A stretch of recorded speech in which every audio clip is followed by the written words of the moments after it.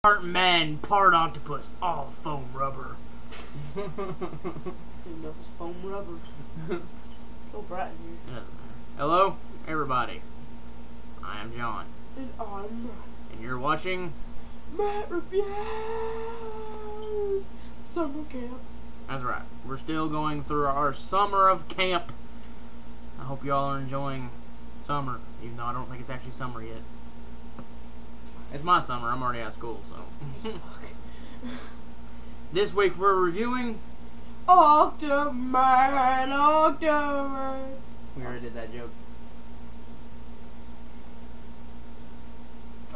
It's Octaman, it's Octaman.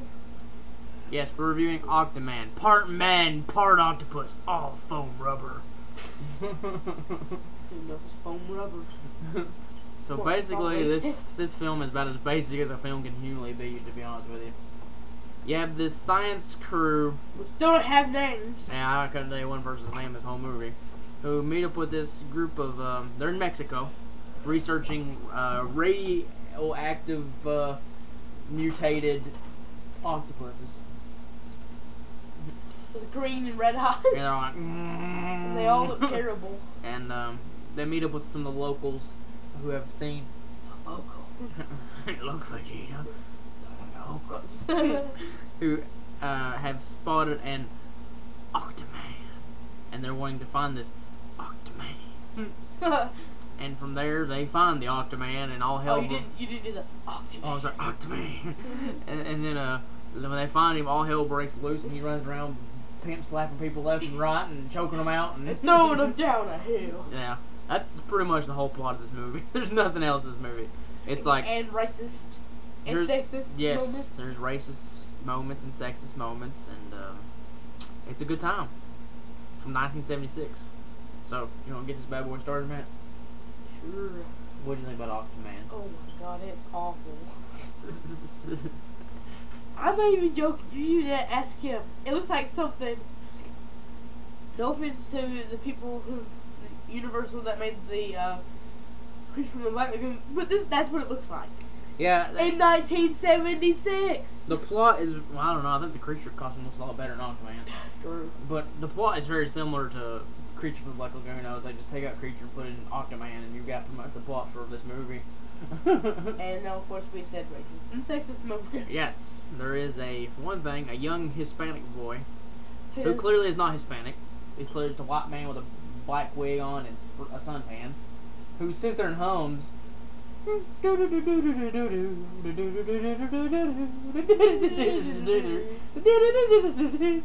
there's leopards in Mexico. Yes, there's well, I cheetah. didn't know that. A cheetah in Mexico. I didn't realize there was cheetahs in Mexico. If there is, I'm sorry. Yeah, if I'm wrong about that, I'm sorry, but I don't think there's a. I thought that was a jungle cat. And as Matt was mentioning sexist moments, look at my redneck. Redneck. Anyways, where Matt was mentioning sexist moments, there's a moment where the guy just looks at the girl and goes, "A woman's place is in the kitchen." And I was like, well, that's not right. It's a PG film, but this was PG for 1976, so there is a fair amount of blood and stuff. Not a lot. Special effects. Ironically enough, the Octaman costume would be created by Rick Baker, who, as you all probably know on here if you're horror fans, Rick Baker would do special effects for American Werewolf in London, The Howling. What? Really? Yeah. Yeah, it's pretty shocking. But everyone's got to get a job somewhere, man. I mean, like, look, even Stan Winston, who's considered like the greatest animatronics builder of all time, had a few turds in his catalog like gargoyles from 1970 something too, you know? It's the whole time I was watching this movie, I was just trying to figure out why Octaman's head looked like a nutsack. And also, Octaman doesn't have enough tentacles to be Octaman. He's a 6. And there's one point, I'm not going to spoil anything. Nah, it doesn't They matter. chop off his tentacle in a boat, right? Mm-hmm. And they're coming. Well, they have the tentacle, right? And then he shows back up. What about all of them? Yeah. They chop one off, yet it seems to be forgotten in the very next scene of this movie. Now, one thing I'll give this movie credit for is last time we talked about Chud. And my big complaint with Chud was there's not enough Chud and Chud. Well, in Octaman, that is complete opposite. You see Octaman from the first 15 minutes of the movie, and he don't disappear until the last 20. And there comes one of the big flaws of this movie that me and Matt both had a problem with. Yeah. God, this movie is awful still, though. But you asked, what was the problem with the movie? We had to describe the last 15 minutes of the film. Oh, God. They're in a cave looking for Octaman. Yes. For 15 minutes. Yes. Of an hour and 18-minute movie. Yeah. The last 15 minutes of the movie, as Matt was describing, is basically a young Hispanic man climbs out of the cave, comes back in the cave. The tan man comes back in the cave. Tan man. Goes gets them. They all climb out of the cave, and that's a good 15 minutes of the movie. We're sitting there just like, my God, when's Octaman? And he's whistling the. Yeah, he's climbing.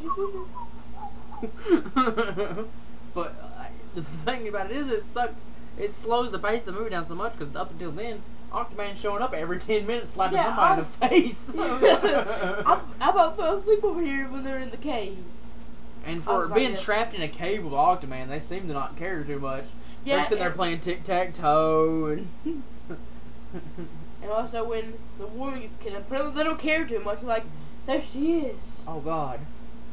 It's like a William Shatner movie. Oh, sorry, William.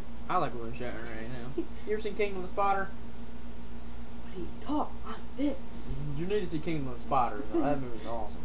That'd be a perfect film for summer camp, man, because they're running over spiders left and right. Real spiders too, like tarantulas. Run them over trucks like. Like hundreds of spiders being murdered in that movie. It's pretty crazy. Anyways, back to Octaman. There's no octopuses killed in this movie.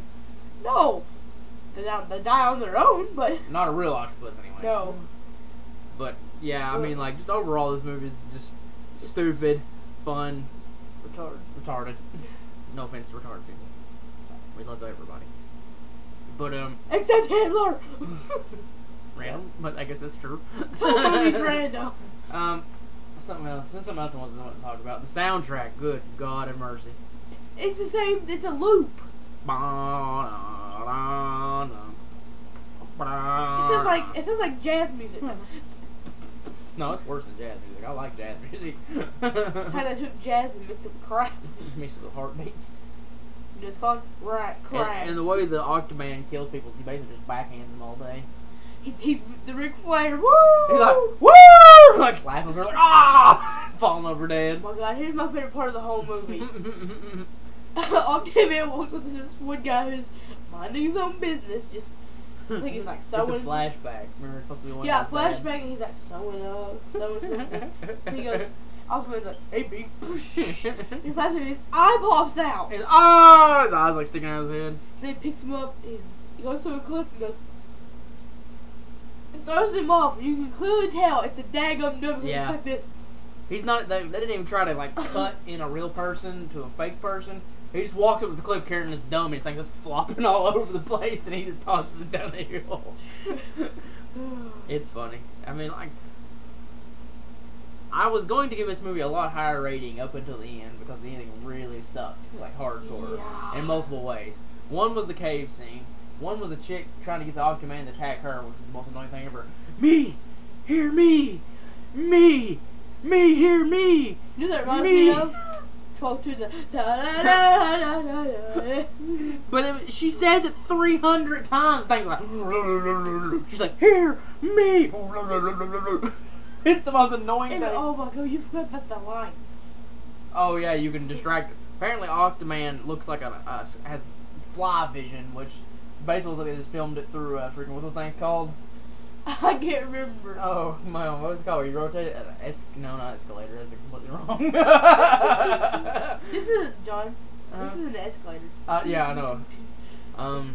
What are they called? You look through them and you... Stethoscope. No, not that. It's something scope. Kaleidoscope. Yeah, kaleidoscope. Ah, we got there. He's got kaleidoscope vision, and if you shine a light at him, he gets all confused. He's like, Oh my god, oh. the ending is terrible. Yeah, spoiler. They shoot Octaman multiple times. And here's what exactly what he does. It I'm takes him Octaman. 4 minutes to get to the ocean. Here's Octaman.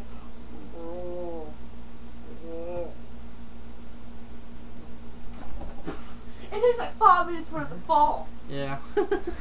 The ending is what really hurt this movie. Up until then, I was having a ball watching this movie. I thought it was funnier than crap. And watching Octaman choke people out and slap them, and people, some random crew members that just keep showing up, and you're like, I don't remember them going there, and they're getting killed left and right. Hey, he's the original Tito Ortiz. Oh. Slapping his wife. Oh, what's wrong? And choking people out. Another thing about this movie that was so hilarious was the fact, like, everyone that got killed wasn't in the main cast. No. It was like they were just like, "Hi, I'm here." Oh! You know. Half the people, and you don't know anybody's names. Half the people that are supposed to be Mexican look all the same. Yeah. And the only way Long you know, hair, the only way you long- know that they're supposed to be Hispanics is because they keep randomly like, "Oh, también," and stuff like that. You're like, "That means also." Señorito. Yeah. Oh, Senor Johnson. You know, and you're like, "Wow, that is racist." I think the most racist part. He's like this. Yeah. And I can't get over this one part in the movie. I was like, one more. Alright, so I think it's time to wrap this up. How many slices of cheese did you give it? Good God. 4.5. Yeah, I definitely would. It's very high on the cheese on meter. Hey, God. I'd say it's at least a 4 on the cheese on meter. Now, what are you going to give it as just a movie? Just a movie? I'll give it a 30. Like, how much you enjoyed it? Oh, how much I enjoyed it? Yeah. Probably 3.5. 3.5. I was initially going to give this movie a 4 because I was sitting there going like, Exactly, my me too. God, this movie is awesome. This is a lost gem. But at that last few minutes, I was sitting there going, Yeah, I was over here too. I don't know if you saw me, but so I was drifting. You're like, yeah, I was trying to say random things, just trying to say give myself away. so because of the ending being lackluster, I'm going to give it a 3. I gave it a 3.5. You're being more generous than I am. Overall, I just love the. for fans of bad movies, this is a must-watch. Oh my God. This is the perfect film to get a bunch of group of friends together and just have a ball with. Because, like I said, up until the last 15 minutes, it is a non-stop cheese fest, you know? So if you're a fan of really crappy movies like me and Matt, it is definitely worth checking it out. And before we go, Oh! eyeball. The fish has jumped. Throw you off a cliff. Alright, guys, I'm John. I'm Matt. And we don't know what we're doing next time, but we'll figure something out. It could be. I don't know, just. It'll be something. So I hope you're enjoying the summer of camp and go watch some cheesy movies. Or, you get it. Don't die.